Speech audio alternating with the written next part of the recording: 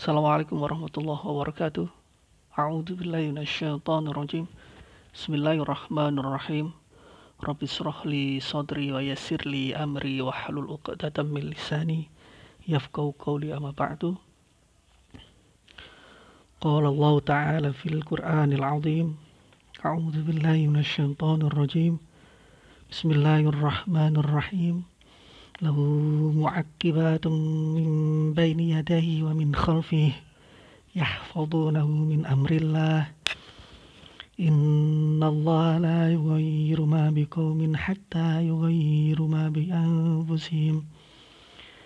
Wa idza aradallahu biqaumin su'an fala maradda lahu wa ma lahum min dunihi min wal. Astagfirullahal azim. Teman-teman, untuk video saat ini saya ingin membahas tentang sebuah pernyataan seorang mursyid yang menggebu-gebu menjelaskan tentang ayat ini yang saya baca tadi. Oh ya, maaf kemarin-kemarin kalau saya membaca Al-Quran ada yang salah karena mata saya min dan ayat-ayatnya juga sangat kecil. Dan salah satunya yang dibahas itu tadi, Innallaha la yughayyiru ma biqaumin hatta yughayyiru ma bi anfusihim. Sesungguhnya Allah tidak merubah keadaan suatu kaum sehingga mereka merubah keadaannya. Mereka menafsirkan mursyid ini secara menggebu-gebu. Ada videonya mengatakan bahwa syariat itu berfatwa sesat. Seakan-akan mengartikan ini itu seakan-akan merendahkan dan membuat Allah itu lemah. Siapa yang mengira Allah itu lemah itu siapa? Siapa yang menyebut Allah itu lemah itu siapa? Mursyid ini seakan-akan hakikat, tapi hakikatnya bertabrakan dengan syariat. Anda belajar hakikat itu bukan untuk saling mengadu dengan syariat. Tasawuf itu, ilmu tasawuf itu bukan untuk mengadu fatwa dan saling mengadu fatwa dengan syariat. Tidak. Mursyid ini mengatakan Allah tidak akan merubah nasib suatu kaum jika kaum itu tidak ingin merubah. Itu salah itu. Berarti dia menganggap Allah itu lemah. Itu tafsiran syariat yang salah dan sesat. Terus Anda menafikan kenyataannya di dunia. Tidak seharusnya seperti itu hakikat itu. Berarti Anda ini terlalu benci dengan orang-orang syariat. Anda mengira Anda ini terlalu tinggi daripada orang-orang syariat. Ulama-ulama. Bagaimana sih Anda ini? Syariat itu tidak untuk dibenturkan dengan hakikat. Hakikat pun juga tidak seharusnya berbenturan dengan syariat. Seharusnya kita yang belajar tasawuf itu lebih dewasa menyikapi orang-orang yang syariat. Mereka adalah adik-adik kita. Kita diolok-olok oleh orang syariat, terus kita balas seperti mereka. Berarti Anda itu kakak yang seakan-akan dibully oleh adik, terus Anda membalas. Itu sesuatu yang tidak arif, yang tidak bijak. Seharusnya Anda yang belajar tasawuf lebih dewasa daripada orang yang syariat. Biarkan orang syariat tidak kenal kita, tidak tahu ilmunya kita, mengolok-olok kita, ya kan? Tidak apa-apa karena itu adalah adik kita. Itu seharusnya, bukan malah kita kembali memfatwakan orang syariat itu tidak pandai lah, tidak pintar lah. Ini kesalahan Anda sebagai orang tasawuf bahkan mursyid. Anda mengartikan ini salah, orang salah, berarti Allah itu lemah, seperti itu. Bukan. Hakikatnya kita tidak bisa berbuat apa-apa ketika kita ditakdirkan jadi kaum siapa, anak turun siapa, lahir di mana. Itu yang kita tidak bisa mengusahakan. Tapi ketika kita lahir di dunia, kita diukur, disuruh Allah berusaha. Apakah saya menafikan Allah, kekuasaan Allah? Tidak. Manusia itu diberi free will, kebebasan untuk memilih dan berkehendak. Kalau Anda menafikan ayat ini, berarti kita tidak boleh berusaha gitu. Saya, anaknya kiai, terus saya tidak berusaha belajar sendiri. Saya tidak ngaji, saya hanya pasar. Saya pasar dengan kekuasaanmu ya Allah, tak usah belajar. Saya kan anaknya kiai. Apakah saya bisa pintar? Hah? Sedangkan sebelum ayat ini Anda tidak membaca. Bagi manusia ada malaikat-malaikat yang selalu mengikutinya, bergiliran di muka dan di belakang. Terus kalau ini semuanya Allah yang berkehendak, kenapa pakai malaikat yang mencatat amal kita, perbuatan kita, namanya malaikat hafadhah. Malaikat hafadhah. Maaf, bukan hafadhah. Malaikat hafadhah, malaikat penjaga. Anda selalu menafsirkan Al-Quran itu, terus Anda simpulkan sendiri sehingga Anda tabrakkan dengan syariat. Apa yang Anda pelajari ini selalu bertabrakan dengan syariat, selalu bertabrakan dengan Nabi, menafikan hal-hal yang sudah nyata.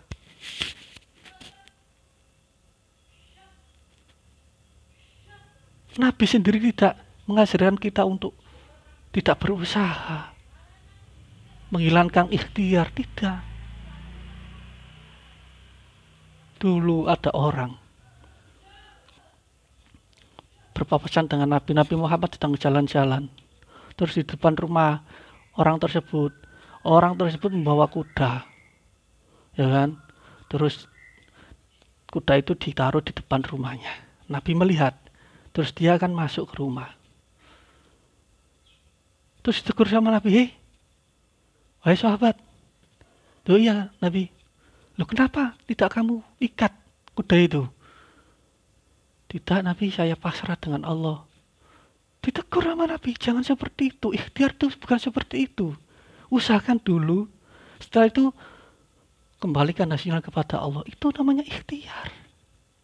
Kalau Anda menafikan sesungguhnya Allah tidak merubah keadaan suatu kaum sehingga mereka merubah keadaannya, bukan seperti itu maksudnya. Berarti Anda itu berkehendak sendiri tanpa Allah. Nah itu salahnya Anda. Contoh ya ikhtiar itu ya. Terus kita sudah menerima karena itu adalah takdir. Kita bisa menebak, oh ini sudah takdir. Ini bagaimana? Kita usaha dulu. Kita usaha sekuat kita berdoa kepada Allah. Tetapi setelah usaha kok hasilnya tidak sama, ya itu adalah takdir. Contoh, kita sakit, ya kan? Kita sakit, seharusnya kita sebagai manusia disuruh Allah untuk berobat, melakukan ikhtiar, doa, berobat. Terus hasilnya kita tidak bisa sembuh, lah itu namanya takdir. Nah ini baru Allah yang berkehendak. Tetapi kalau kita sakit tidak mau berusaha, ya Allah terserah Anda. Padahal Allah untuk menyuruh Anda berikhtiar. Bagaimana itu? Huh? Kalau Anda orang tasawuf hakikat, Anda pasti tahu takdir Allah yang tidak bisa dirubah adalah ketika kita diturunkan menjadi anaknya siapa, menjadi kaum apa, orang Jawa kah, orang Sunda kah, Indonesia kah, Eropa kah, Asia kah, itu yang tidak bisa kita usahakan.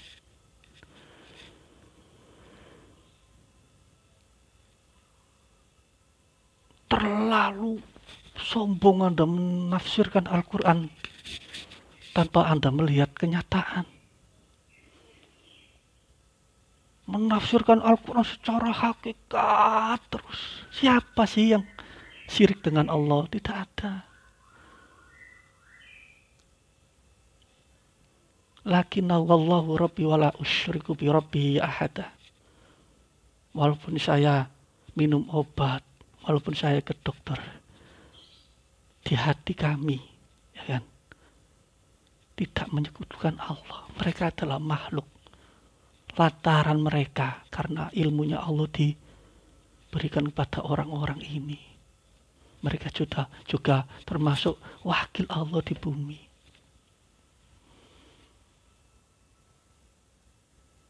Kalau Anda menafikan ayat ini, berarti Anda menyuruh kita tidak berusaha apa-apa. Anda menyesatkan orang syariat dalam menafsirkan ini. Siapa sih yang memusyrikan Allah? Siapa? Tidak ada. Seharusnya Anda yang belajar tasawuf itu lebih dewasa daripada orang syariat. Anda dibully adik, terus Anda ngebully kembali. Anda yang tidak dewasa.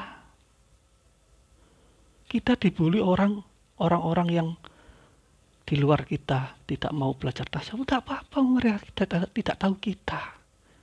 Itu loh. Jangan kita ikut-ikut membuli mereka.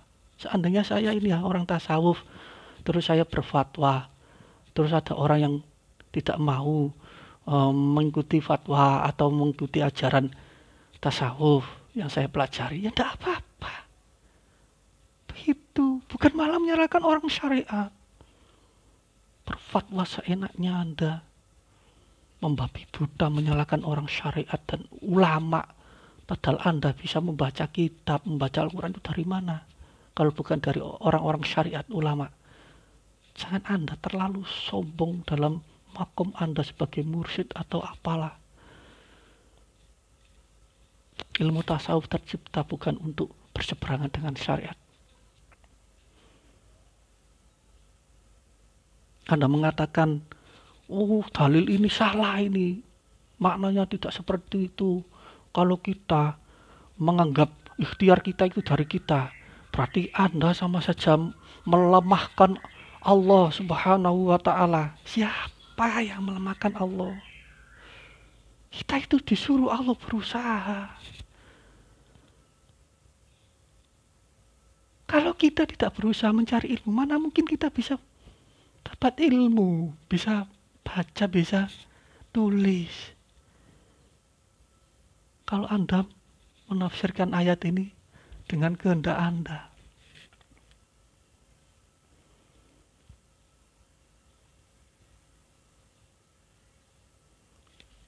Anda berfatwa, Anda menafsirkan Al-Quran ini, ayat ini.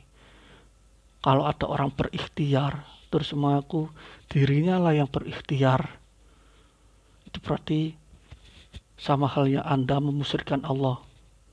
Iya, secara syirik khafi benar. Tapi kalau semua Anda seperti itu, ya kan, ya musyrik semua di dunia ini, tidak ada yang tidak musyrik. Hakikat boleh, tapi lihatlah kenyataan. Kalau Anda memang benar-benar orang hakikat, pasti tahu takdir yang tidak bisa dirubah adalah takdir ketika kita memilih lahir di mana, orang tua siapa, itu yang tidak bisa dirubah. Dan ada pun takdir yang kita tidak bisa berubah. Contohnya, kalau kita memang ditakdirkan oleh Allah sakit, terus kita sudah berusaha, oh memang ini takdir Allah. Tapi kita harus berusaha, jangan tidak berusaha. Nabi saja menyuruh kita berusaha.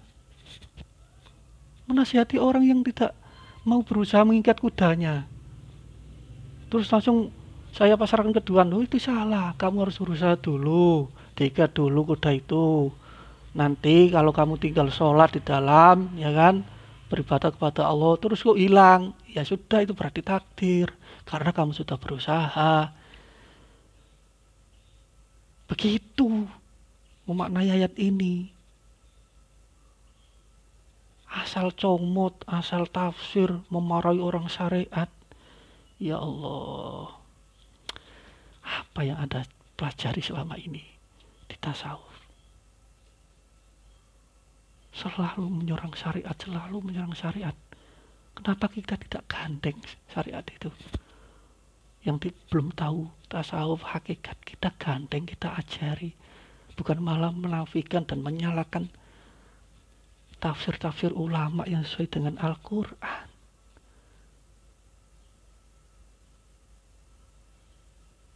Kalau seandainya kita ikhtiar terus salah di mata Allah, terus bagaimana kalau kita tidak bisa membaca menulis, padahal Allah suruh belajar, Iqra. Nabi saja ketika wahyu pertama, Iqra ya Muhammad, malaikat Jibril, ana biqari, saya tidak bisa membaca. Padahal Allah sudah tahu, malaikat juga tahu, tapi kita harus berusaha. Itulah pelajaran-pelajaran yang harus kita tadaburi, pelajari. Oh ya, seperti ini itu agama. Bukan menafikan, ikhtiar. Kalau kita berikhtiar berarti kita menduakan Allah, tidak percaya dengan kekuasaan Allah. Tuh, itu yang salah.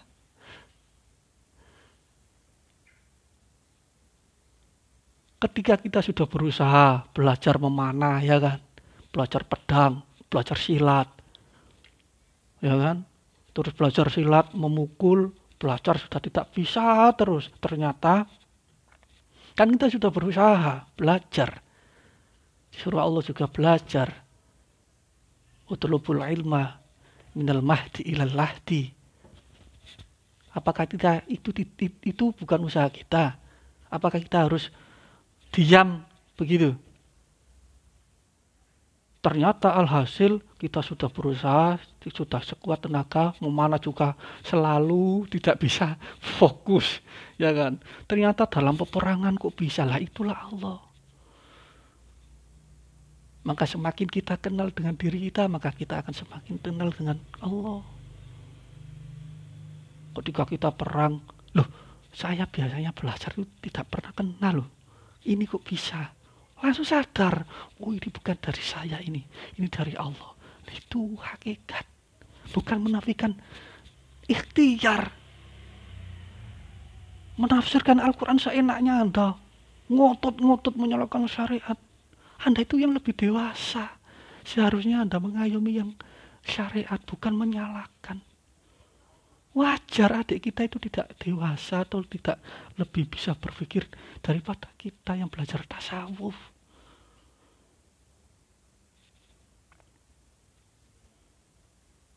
Fatwa orang syariat itu sesat. Tentang apa? Tentang surat Ar-Ra'd ayat 11. Padahal dia sendiri itu buta. Dia sendiri itu tidak merasa bahwa dirinya itu jahil. Dia memakai innallaha la yughayyiru ma biqaumin hatta yughayyiru ma bi anfusihim. Tetapi dia melupakan ayat yang sebelumnya. Kenapa kok di sini ada malaikat yang menjaga kita? Apakah itu bukan usaha kita? Apakah Allah yang berbuat? Kalau Allah yang berbuat, kenapa pakai dicatat? Kenapa besok ada yang berhisab? Kalau Allah semua yang berkehendak, pikir pakai otak. Kalau Allah semua yang berkehendak, berarti orang jahat itu Allah yang berkehendak, Allah yang melakukan. Itu kesalahan Anda dalam menafsirkan sesuatu. Padahal Allah menyebutkan bima kasabat wa 'alaiha maktasabat. Kalau kebaikan itu dari aku, tapi kalau kejelekan itu dari nafsumu, nafsu yang ada dalam diri kita masing-masing.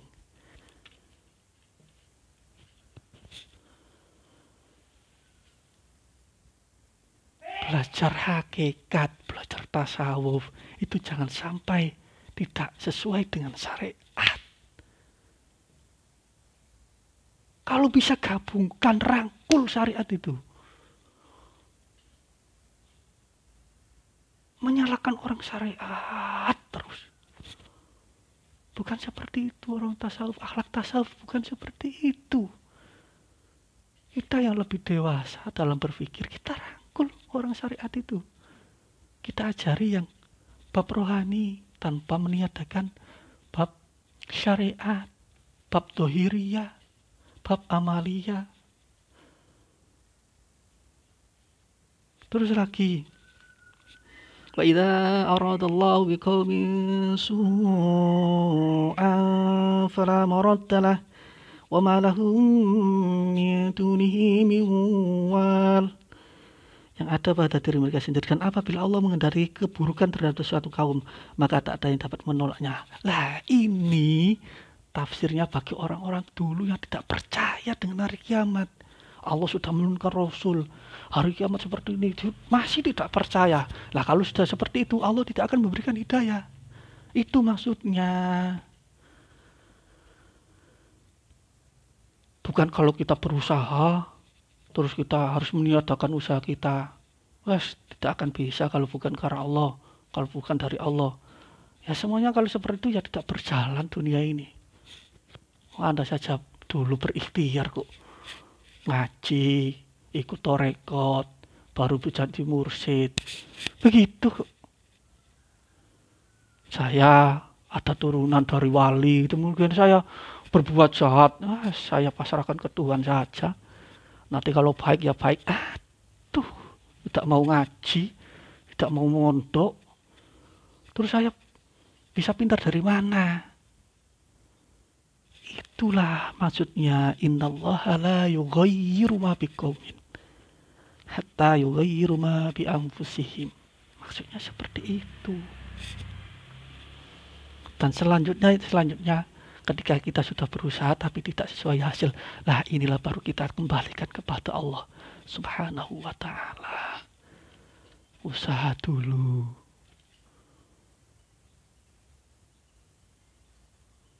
Seharusnya Anda berpikir, tidak langsung. Inilah namanya mabuk hakikat itu. Jadi terlalu mabuk hakikat juga tidak baik. Seperti ini menyalahkan syariat. Terlalu syariat juga tidak baik. Menyalahkan orang hakikat. Maka kedua-keduanya harus kita rangkul dalam ilmu tasawuf. Nah Anda ini sudah dalam tasawuf. Kenapa Anda selalu menyalahkan orang syariat? Bahkan menafsirkan tafsir Al-Quran ini sesuai dengan hakikat terus. Ya salah semua di dunia ini. Nggak ada yang benar.